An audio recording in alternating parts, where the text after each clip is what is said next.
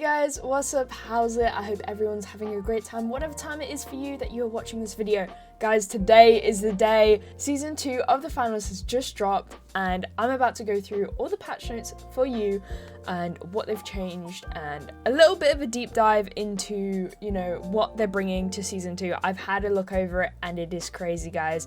It is incredible. They had the trailer for it released a couple days ago. I did a video basically going over that, and that kind of showcased a few of the new things they were adding. I will put it up at the top there so you can go watch that if you want. But now that the patches have released, it's time for me to go over it with you guys.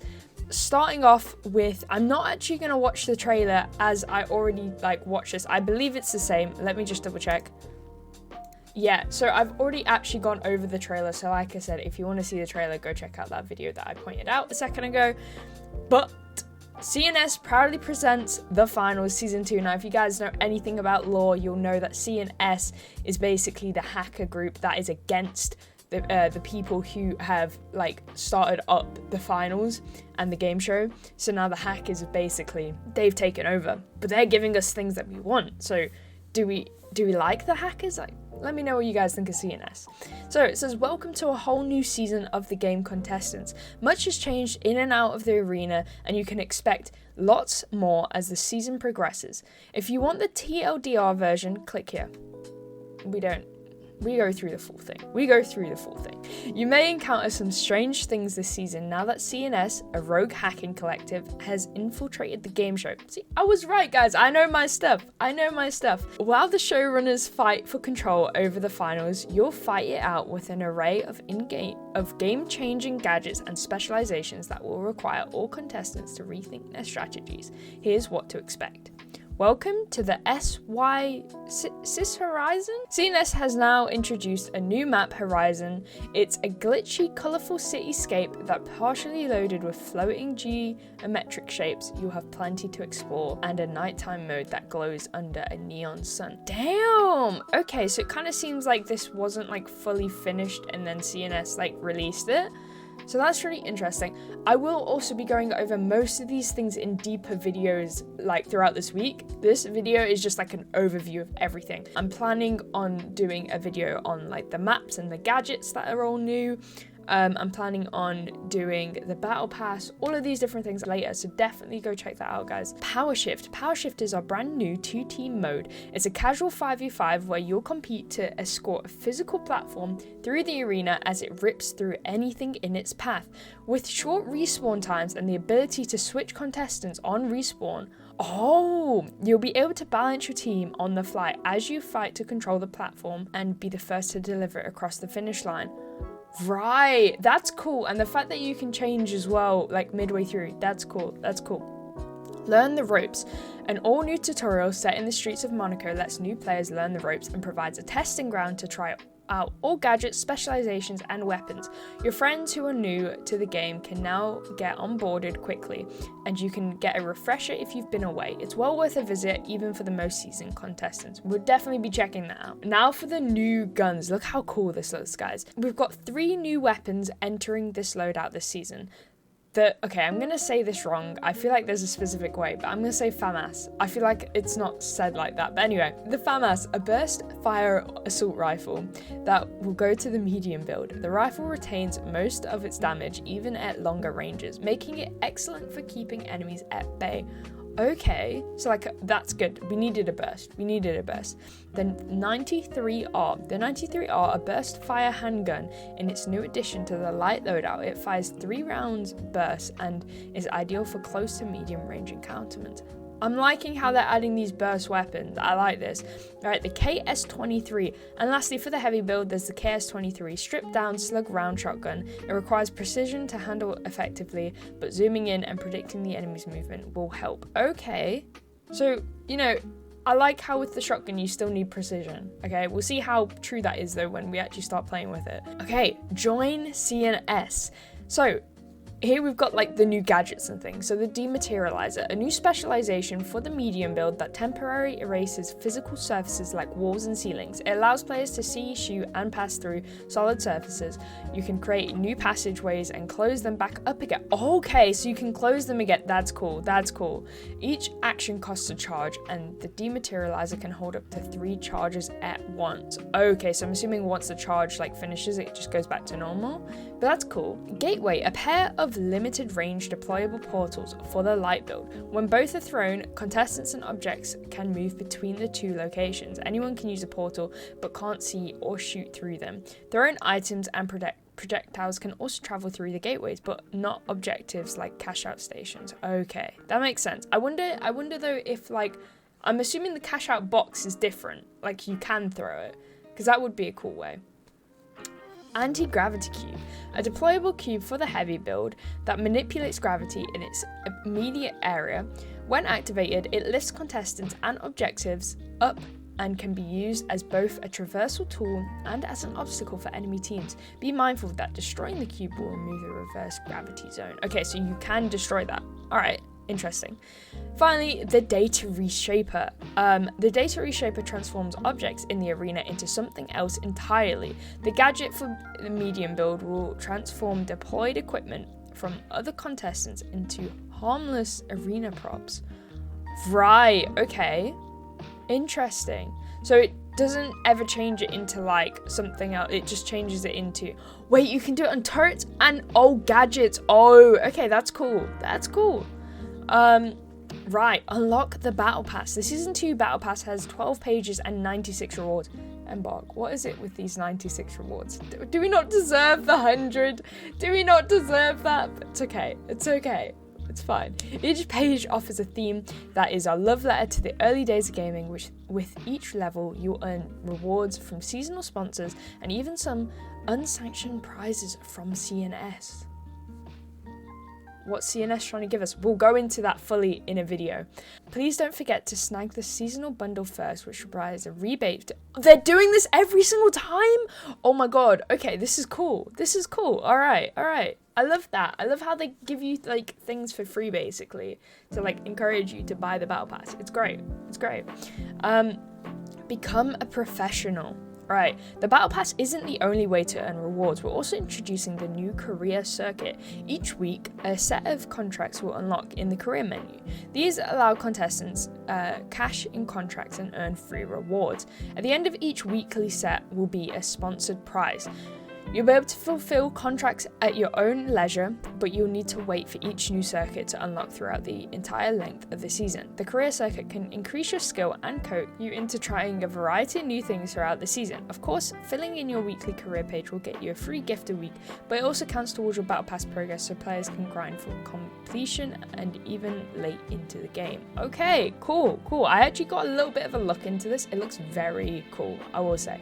I'm not going to be going in game today, because obviously we're going to be doing these more in-depth videos. However, I will be like basically playing the finals most of the week on stream. So if you ever want to just, chill on stream, go check out my Twitch, twitch.tv/JessDeVos. Better matches. We've given League ranking a major overhaul for Season 2. The goal is to provide a much better quality experience when playing in the ranked tournaments. You'll get your starting rank based on your first 8 rounds, and from there you'll move up and down based on your performance. So this is more like Valorant now, where you kind of do your practice matches and then it actually puts you into a rank, which I really like, and we actually had a conversation about this at one point on stream. And I think it is the best way to go about it. Contestants can expect to land between bronze and gold at first and climb the ranks from there. As you may know, we need a lot of people and time to test a system like this, so you should expect more tweaks and changes throughout the season as we will see it in action. Private matches, guys! You guys asked for customs, they brought customs! We're also introducing our first version of private matches. In this early bare bones version, you'll be able to organise matches with a minimum of 6 friends to play Banquet or Quick Cash. We plan to expand this tool throughout the season with more features, so stay tuned. As with everything, we rely on your experiences and your feedback, so don't forget to give it a try, which we will definitely be doing again on stream. So if you want to play with me, go check that out. I feel like I'm just constantly like promoting my stream at this point. There's so much new stuff, guys. All of this and more comes in season 2 right now. And now, guys, for the patches. Well, let's go through the new abilities and equipment first, which we did kind of go through. So obviously the new map is the Horizon map. New game show event added the Retro Invasion 82 event to every map.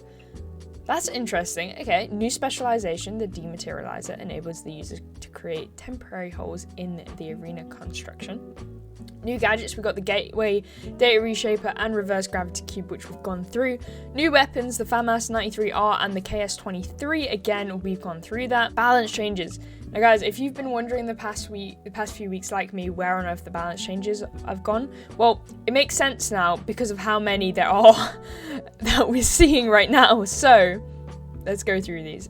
Throwables, explosives, and nukes. I love that. I love that. They're just like, yeah, guys, we know nukes are a thing. There's a lot here as well. Okay, so added diminishing returns on damage from nukes, i.e. throwable objects that carry C4s, breach charges, or mines for each source of explosive damage, including the throwable, and starting with the highest damage modifier is applied to each instance in the sequence, 60%, 40%, 30%, 20%. Right, so what they're saying here is if you put a C4 on here, I believe, is that there will be a damage modifier of like 60%. So like it will only actually do damage of 60%. If you put another one, it's going to do less and less and less. But it's still going to do more, but it's not going to do enough to kill. I think that's what they're saying basically.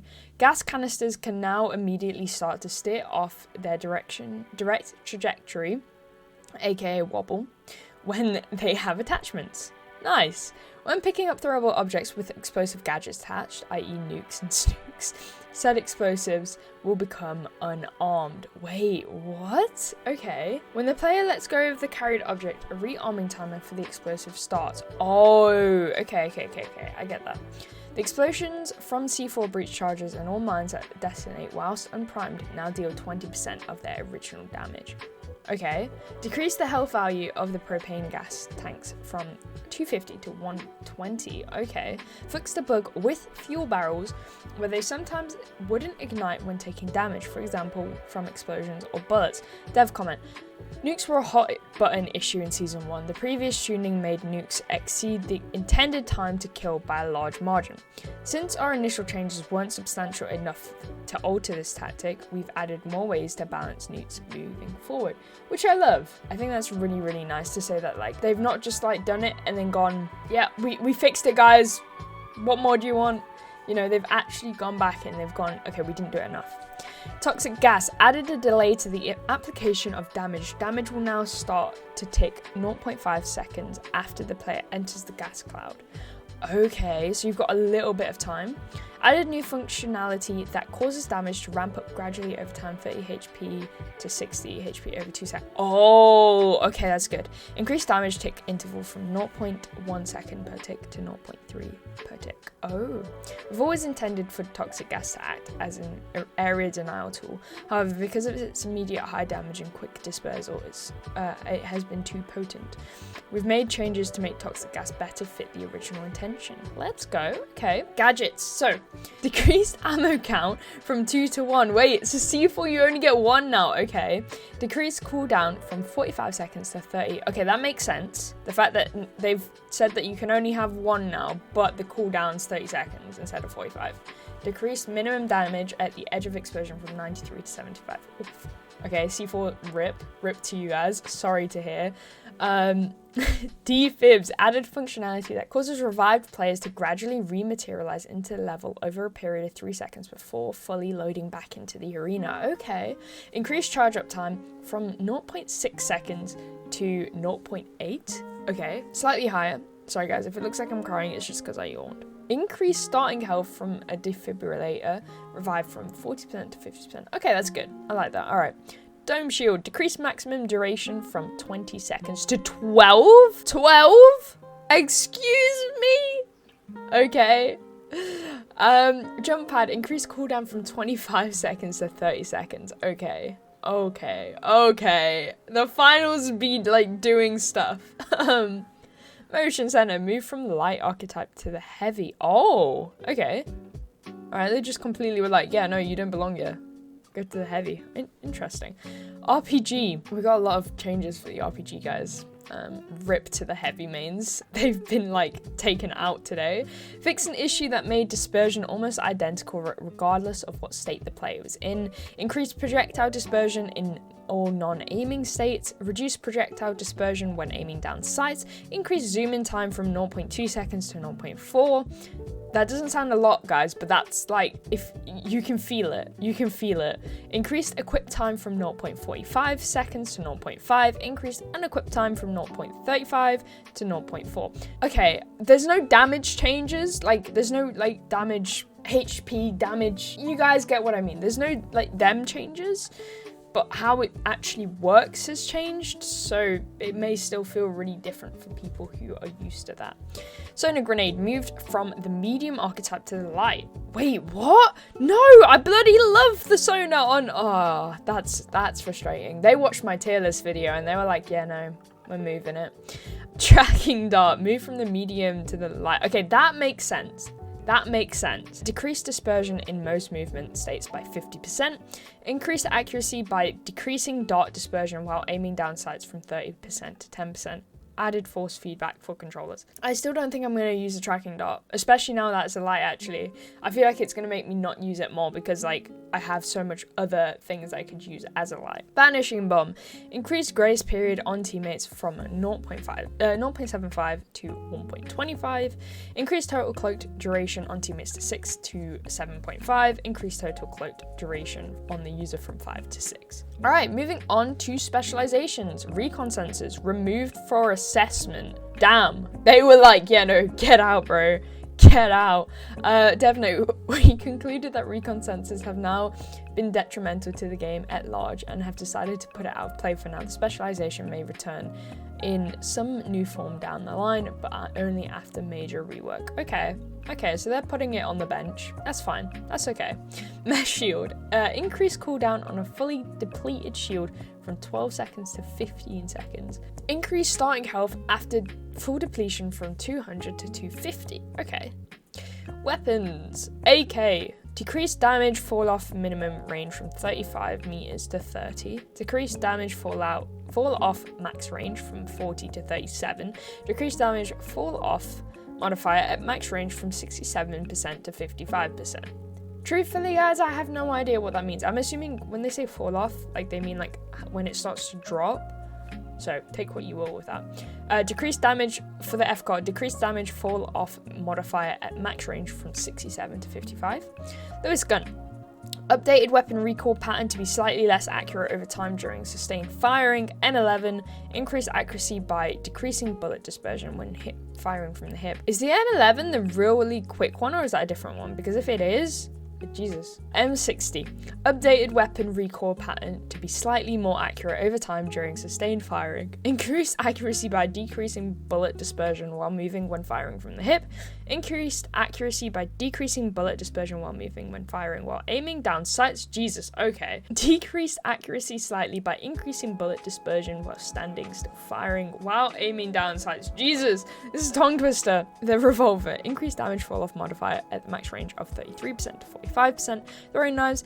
Increased projectile speed from 120 meters per second to 1. Okay, I think that's actually going to help those throwing knives. XP 54. Decreased accuracy by increasing bullet dispersion. Why? Anyway, right. Equipment mastery. Added new levels with rewards for the following equipment items. Guys, if you want to see which ones, because it does look like most of these, but I think there are some that aren't. If you want to see, then pause the screen. If you guys want to see what's changed and what's got new levels, pause the screen and read it, because I don't want to have to go through all these weapons and gadgets and specializations. Okay, gameplay. Added an option for auto sprint in the game. The gods have saved me. Okay, dev comment. You can turn on auto sprint in the settings menu and select the time it takes for your contestant to begin sprinting. The finals has a unique omnidirectional sprinting system, which means characters can sprint in all directions instead of more commonly forward-only sprinting. As such, we'd love to get your feedback on auto sprint and what additional settings would be better customize your sprinting experience. Okay. The preview arc for grenades now shows where they will detonate in the trajectory. Yeah. Improved an issue where controller players would unintentionally drop carried objects when trying to interact. Now, carried objects won't be dropped when pressing the interact and equip button if the weapon is already equipped. Love that. Bug fixes. General. Fix an issue where the scoreboard would not show the potential score for transfers in progress. Fix an issue with flamethrower kills sometimes being attributed as self-elimination due to the flamethrower user being eliminated. Fix dome and mesh shield not blocking projectiles and explosions correctly. Fix broken interactions on the crane. Fix an issue that allowed players to steal objects through floors and walls. Fix an issue where flashbang effects were not shown for a spectating player. Fix an issue where explosive objects attached to another object would fall after the primary object was destroyed. The explosive objects attached will now also take appropriate damage in this situation. Fix an issue where melee swings could damage occluded structures, for example destroying the outside walls from inside an elevator. Okay, that makes sense. Fix an issue on controllers where you would drop your held item if you press the primary button while the primary weapon was equipped. Fix an issue where minor props like chairs and tables would sometimes not get affected by explosives. Fix the bug where mesh shield regen would fail to start correctly. Fix the bug where radial damage fall off was incorrectly calculated for carryables and props. Fix the bug where oil barrels would not start burning from okay. Animation. Fix an issue where melee animations would look wrong and affected by status effects. Fix an issue where dagger animations wouldn't play correctly. Added new front-end idle animation for squad members equipped with the LH1. Fix the T-pose bug when players would use the sword lunge and swap items at the same time. Fix the bug for the 1887 Doe Wrangler skin, where the left hand would pop up on the screen when shooting while crouching. Okay. Fix the bug that caused floating items to appear when riding zip lines. Fix the bug where melee swings happening at the end of mantling would skip the animation. Fix the bug where the character's arms would clip each other when wielding throwing knives. Fixed bug where ADS specific weapons handling would play outside of the ADS. Game modes. Improved spawn selection around active objects. Fixed an issue where players could push opposing teams to spawn unfavorably by not inserting the cash box. Oh, okay, so that tactic, those of you who used to do that, there's no longer there. Okay. Fix for case where two squads spawning at the same frame could use the same spawn point.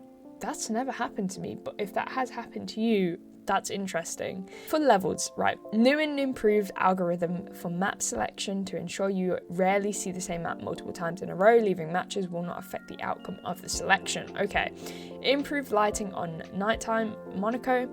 Reduced wind movement on vegetation in Las Vegas. Fixed issue where multiple level objects were overlapping each other. Fixed issue with some materials in the end of round celebration being drawn behind the team logo.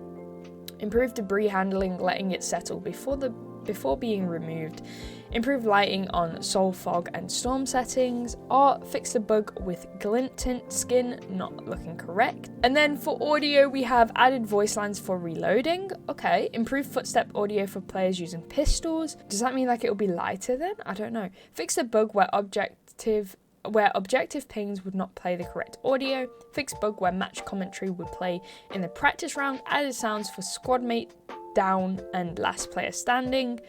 And then finally for UI and UX, we have player cards are introduced in the finals. Oh, wait. These will be generated from your character customization and your chosen intro animation. Oh my god, okay. Added the final spinner to previously black screens when loading. Added new item gadget tutorial videos. Improved camera placement and framing for charms. Fixed so that your squad is centered in the tournament lineup, intros and outros. Improved respawn time and feedback on teammates' icons, and improved feedback on the press start respawn mechanic. Guys, that is a lot. That is a lot. Big thank you to Embark, can I just say, for always, caring about the game. I know we're only like 3 months into its release now, but still, like they are doing a lot. They are giving us what we want, and not a lot of developers do that. Not a lot of developers listen to the community, and the finals have constantly proved that they do. And so huge W to Embark, should I say. obviously I'm really excited to get into the game and start playing. I will be streaming very shortly. I'm also, like I said, going to be doing some videos on like a certain load of these kind of new things, but like in more depth. And yeah, guys, thank you so much for watching. This week's gonna be very busy for me and also TB. So if you guys could just leave a like on the video if you liked it to show your support, and you know, if you haven't already subscribed, drop a sub. We're gonna be working really hard this week to try and get as much content out to you guys. So all we ask is, you know, for your support. So thank you guys so much for watching. I hope you have an amazing day or night, whatever time you're watching this. I will see you guys next time. Goodbye.